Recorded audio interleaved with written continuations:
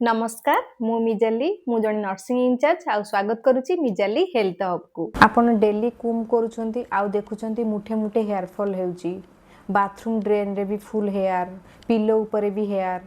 आपण भाबुछंती कि मु दामी शैम्पू यूज करूची, मु दामी हेयर ऑयल लगाउची तथापि हेयर फॉल कंट्रोल हेउनी। सत कथा हला हेयर फॉल शैम्पू बा ऑयल रे कंट्रोल हुए नाही।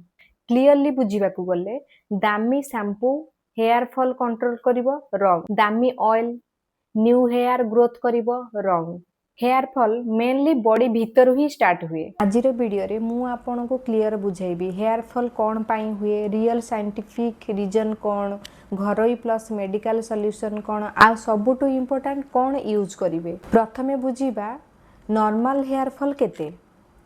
जदि 50 रु 100 हेयर फॉल प्रत्येक दिन होची ताल सेटा नॉर्मल, जदि 100 रु बेसी होची ताल सेटा रिस्क।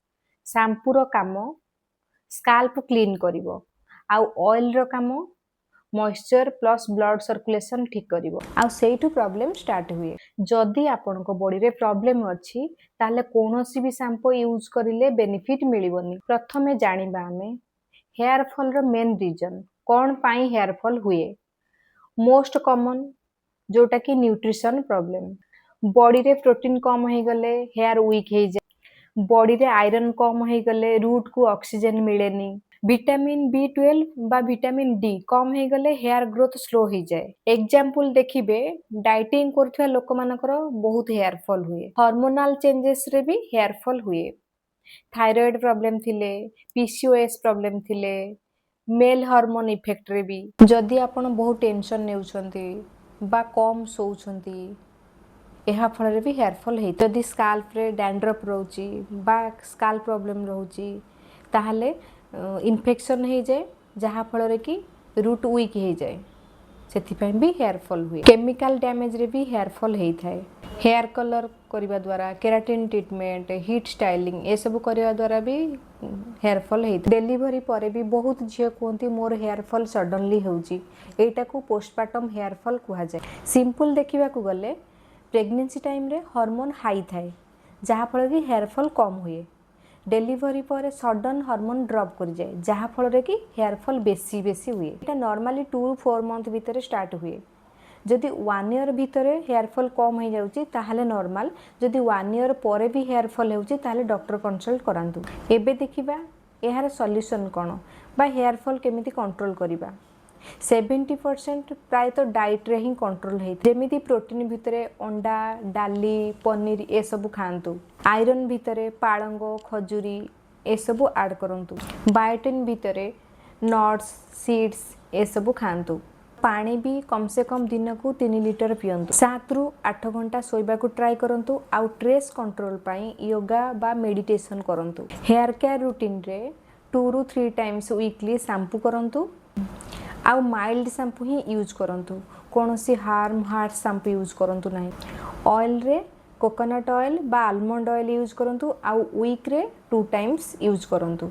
मु आपन को एठी गोटे इम्पोर्टेंट कथाटे कहबे जोटा कि आमे नॉर्मली समस्त करि थाउ। काली संडे अछि, आज सैटरडे नाइट रे आमे ऑयल लगेबा, काली हेयर वॉश करिबा, एटा प्राय समस्त करंती किंतु एटा करिया भूल। आम सप्ताहर ओलिया जेते मुंड रे थाए आमे ऑयल लगे दरे सेडा भीतर को आहुरी पसी जाए जहा पर कि आहुरी हेयर फॉल बढ़ी जाए।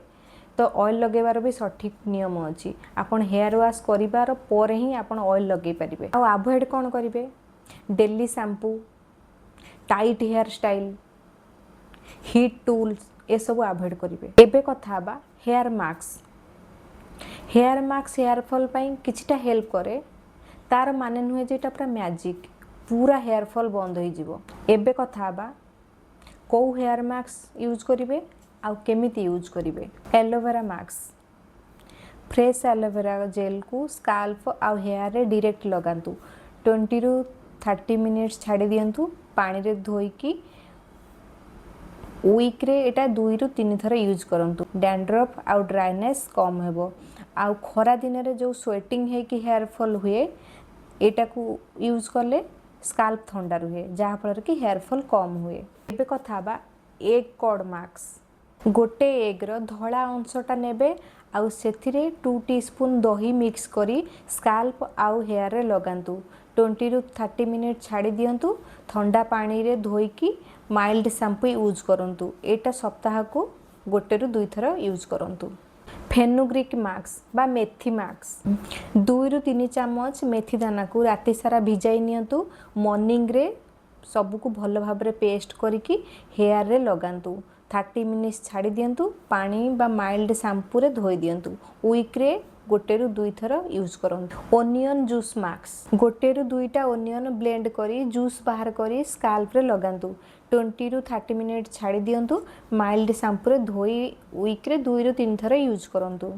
मु आपन को गोटे सजेशन देबी जेहेतु एबे समर सीजन चलीची आपण मेथी मास्क यूज करंतु नाही आपण एलोवेरा मास्क बा एग कॉड मास्क यूज करि परिबे।